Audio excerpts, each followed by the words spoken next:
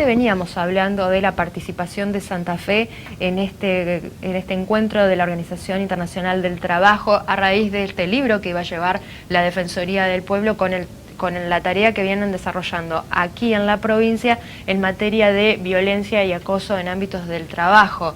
Está con nosotros quien también viajó a esta conferencia. Estamos hablando de Romina Carrara. ¿Cómo estás, Romina? Hola, ¿cómo te va? Bien, muy bien. ¿Cómo fue esta experiencia?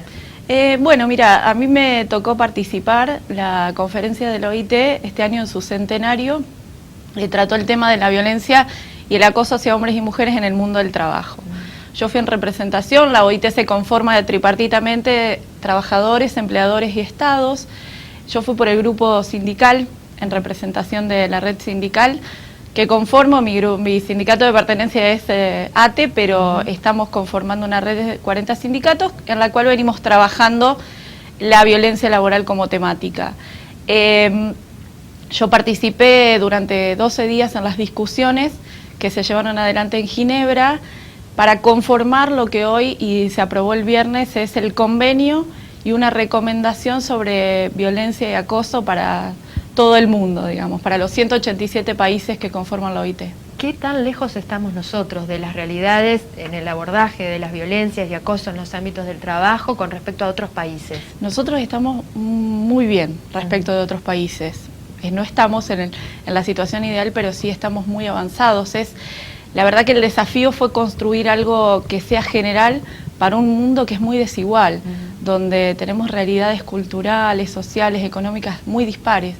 En Argentina nosotros tenemos un marco y un contexto favorable para que esta normativa se ratifique a nivel nacional y pueda ponerse en vigencia. Tenemos una ley de protección integral que sanciona la violencia contra las mujeres a nivel nacional y a nivel provincial.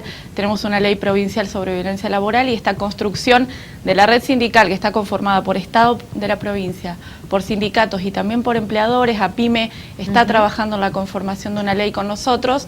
La verdad que nos posiciona avanzados y esto viene a completar o a complementar y a favorecer este trabajo que venimos haciendo. Recién hablabas de arduas jornadas de debate. Sí. En estas jornadas de debate, ¿cuáles eran los temas más álgidos, teniendo en cuenta estas realidades tan diversas que mencionabas? Y los temas más controversiales tuvieron que ver con el listado de grupos vulnerables, porque bueno, principalmente los países de África y Medio Oriente, en relación a lo que es la definición de los grupos vulnerables LGTB sobre todo, están en una situación cultural muy distinta. Entonces, hubo mucha tensión respecto de la aprobación de un listado, que el listado no se constituye como parte de los textos, pero sí se puede constituir como parte de la legislación nacional, y es la propuesta que van a tener los legisladores de la nación para definir, bueno, grupos vulnerables que son no solo el colectivo LGTBI, sino las mujeres embarazadas, los jóvenes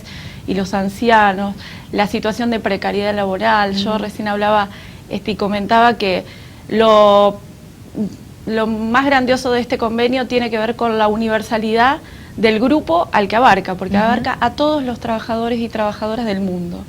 No es un convenio específico sobre un área, una actividad particular de la economía, sino que tiene que ver con todos los trabajadores y trabajadoras del universo, digamos, del mundo, informales, formales, personas que se presenten a buscar trabajo, personas que hayan sido despedidas de su trabajo, el grupo de trabajadores informales, los precarizados. Bueno, tiene, digamos, esa particularidad y a nosotros nos da mucha esperanza y mucho aliento de trabajar en este tema también. Romina, ¿quedó definido exactamente qué se considera violencia en el ámbito del trabajo también? Sí, de manera general la violencia la violencia y el acoso se tipificó en el texto como conductas inaceptables o amenazas de conductas inaceptables.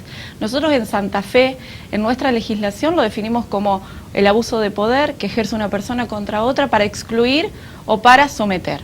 Es un abuso de poder, pero bueno, ahí de manera general, eso tiene la particularidad y la dinámica de la conferencia, tiene esa característica, ¿no? Hacer una legislación abarcativa, amplia, no específica, que después los gobiernos ratifican en función también de todas sus características, que eso, bueno, es también una facultad que tiene cada estado y cada conformación cultural de poner la letra fina de su ley, digamos. Más allá de esto que mencionábamos, ¿no? La definición de qué es violencia y acoso laboral, cuáles son los sectores más vulnerables y a quienes alcanza, decías que alcanza a todos los trabajadores. Exacto. La otra pregunta es si se establece también por parte de la OIT algún tipo de protocolo de abordaje a raíz de estos casos cuando se detectan. Se estipula de manera general en la recomendación fundamentalmente. El convenio es un elemento que es vinculante cuando se ratifique, o sea, va a generar obligatoriedad. La recomendación de la OIT es un instrumento un poco más amplio que habla de directivas o directrices que pueden tomarse o no, o pueden especificarse. No se determina un protocolo porque esto tiene mucho que ver con la particularidad de los estados. ¿Sí? Sí se sugiere que se hagan y que se trabaje mucho y que se destine mucho, y ahí también en la letra lo determina, las responsabilidades, la prevención, la capacitación, e inclusive en un punto estuvo ya cerca del final, creo el anteúltimo día, se estipula también lo que tiene que ver con la relación del tema con los medios de comunicación y con el periodismo, para desarrollar campañas también que tengan que ver y capacitaciones que tengan que ver con el mundo, digamos, de los medios de comunicación y la modalidad o la forma en la que primero se previene, ¿no? Porque yo decía, trabajadores somos todos, trabajadoras somos todos, estamos en el universo del trabajo, pero sí lo que importa también de esto, qué es lo que se transmite. Entonces también la verdad que ha sido un instrumento que ha sido muy festejado. Por ahí hemos visto algunos videos y hemos compartido instancias de mucha emoción porque se esperó mucho. Es un tema que era necesario abordar, estaba previsto que se tratara el año que viene, pero en el marco y el contexto del centenario de la OIT este año fue muy favorable también. Desde 2011 que no salía un convenio de la OIT, así que la verdad que es un hecho histórico en el que hemos podido participar. Recién hablabas de este festejo. Lo que uno se pregunta es, más allá de que obviamente son los estados los que ahora deben dictar sus normas para adecuarse a esto, ¿hay posibilidades de sanciones por parte de la OIT a aquellos estados que incumplan? Porque uno imagina que debe ser difícil, pensando en los estados islámicos, que adhieran a este tipo de normas. Lo que la particularidad es que adhieren en la medida también y en el contexto que su cultura y su sociedad también lo habilita y lo permite. La OIT tiene otra comisión distinta en la que yo participé, que es una comisión de normas donde van los países a denunciar incumplimiento de las normas. O sea, los convenios que se ratifican y que después se incumplen tienen una instancia donde pueden ser denunciados, donde también las partes, tanto empleadores, trabajadores como estados, pueden denunciar el incumplimiento por alguna de las partes. Puede ser en este año hubo denuncias, por ejemplo, del grupo de trabajadores al Estado de Uruguay por el incumplimiento. O sea, hay una dinámica también de control que hace que la OIT prevea una instancia de denuncias cuando las normas no se cumplen. Pero sí, también está previsto eso. Recién hablábamos de Santa Fe y de Argentina como una pionera en este tema. ¿Qué casos de violencia y acoso o dónde se suscitan estos casos en forma más frecuente aquí en Santa Fe por la experiencia que ustedes tienen, tanto a nivel sindical como de interrelación, esta que mencionabas de esta mesa tripartita? Y los lugares con mayor dificultad tienen que ver con el sector de salud y con el sector de educación, que también son los lugares más grandes. ¿Sí? Esos son los lugares donde también la tarea que se tiene, digamos, complejiza mucho más las relaciones, porque hay una cuestión de atención permanente, tanto en el caso de la educación, con chicos y adultos. En sí la tarea es muy desgastante y genera mucha violencia, o se suscitan muchas situaciones de abuso de poder dentro de lo que es educación y dentro de lo que es salud. ¿Y ese abuso de poder está dado por los directivos? No siempre. Puede ser, nosotros en nuestra legislación se contempla como vertical, de arriba hacia abajo, de abajo hacia arriba, y horizontal entre compañeros de trabajo. Principalmente se da entre quienes ejercen funciones de dirección o de una jerarquía, pero también hay, digamos, yo siempre digo que hay un contexto de trabajo a veces que es la desorganización, donde, por ejemplo, no hay un jefe y entonces alguien asume ese rol Y bueno, y entonces siempre la desorganización provoca el abuso de poder o favorece que haya un caldo de cultivo para que se dé situaciones de abuso de poder. Como medida de precaución o de prevención, la comunicación, las normativas y las directivas claras, el diálogo siempre son, digo, como la otra parte que va tratando de compensar o compensa un poco, pero lo más favorable a la violencia es la situación de desorden. Desorganización es casi sinónimo después de situaciones de abuso de poder. Romina, recién mencionabas dos grandes áreas, educación y salud. En las dos, predominantemente, hay mujeres trabajando. Sí. Estas situaciones de abuso y de violencia, ¿se da cuando el jefe o el par es hombre o también se replica cuando hay mujeres? No, sí. Nosotros tenemos eso sí tenemos medido que casi el 80% de las mujeres son víctimas de violencia. O sea, de las denuncias, el 80% son mujeres. Pero de los denunciados y las denunciadas, el 50% son varones y 50 mujeres. Tenemos casi una paridad en el ejercicio, digo, del poder también como mujeres. Se replica mucho el modelo, digamos, de autoridad que somete mayormente a mujeres que a varones. Esa es también es un dato a revisar, ¿no? Yo comentaba que hay este convenio y recomendación surge de una demanda social del movimiento feminista y del movimiento de mujeres, que pretendió en el 2009 ya un convenio que sancione la violencia de género, pero que en 10 años lo que pudo construirse es un convenio que incluya a hombres. Quizás a mujeres solas no hubiese salido, al colectivo LGTBI no hubiese salido el convenio, pero bueno, fue más abarcativo, fue más allá de lo previsto, inclusive quienes están en el tema de los grupos vulnerables, allá en OIT decían que es mejor quizás que no haya una lista, que sea restrictiva, ya que esto se va modificando de manera permanente.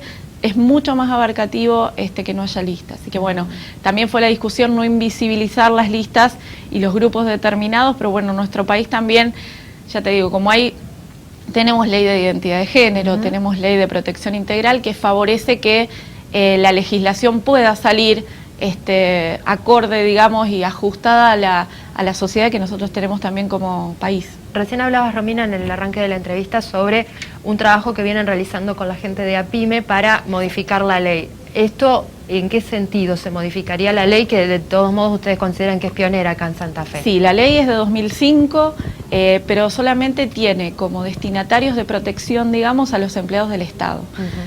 También de los municipios y comunas y del Estado en sus 3 poderes.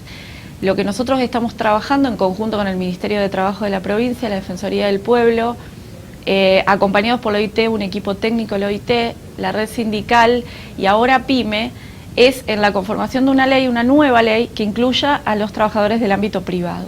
La idea es hacer una propuesta de legislación provincial que no solo abarque, que supere esta ley que tuvimos y que tenemos y que somos una de las pocas provincias que tiene, pero que abarque también a todo el conjunto de trabajadores del ámbito privado. ¿Y qué tan avanzada está este proyecto? El proyecto de ley está, digamos, en su borrador. Estamos digamos, trabajando con la OIT para recibir asesoramiento técnico. Posiblemente nosotros aspiramos el 27 de septiembre tenemos el 4º Congreso Internacional sobre Violencia y esperamos por ahí tener, digamos, un buen anteproyecto para esa fecha. Así que por ahí, bueno, este año ya tenemos, quizá ingresa a las cámaras, es nuestra aspiración también.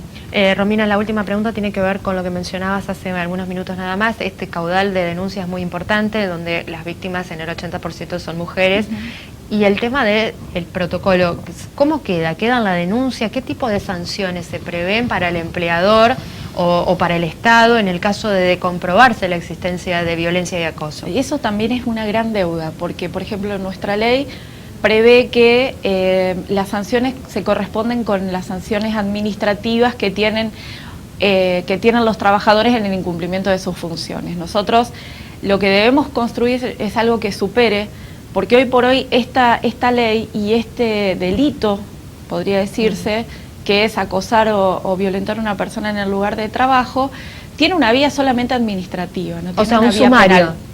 Solamente, quedamos en el como sumario. Extremo, digamos, como extremo.